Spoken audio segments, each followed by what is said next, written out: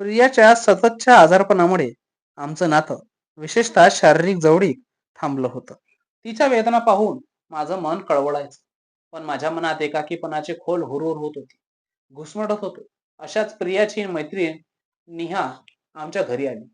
तिच्या उत्साहाने घरात चैतन्य आलं. नेहासोबत बोलताना मला मोकळं वाटू लागलं. माझ्या दाबलेल्या भावनांना वाट मिळाली.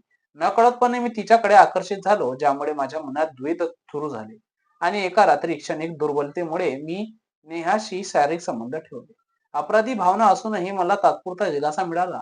प्रियाला हे कळल्यावर ती खूप दुखावली. तिच्या डोळ्यात राग आणि विश्वासघातीपणा स्पष्ट दिसत होता. नेहा निघून गेली आणि आमच्या घरात भयान शांतता पसरली. प्रियाचं मौन मला वेदना देत होतं. मी केलेल्या चुकीबद्दल मला प्रचंड पश्चाताप झाला आणि तिला गमावण्याची भीती वाटू लागली. मी तिची माफी मागितली आणि फक्त तिच्यासाठी जगण्याचं वचन दिलं.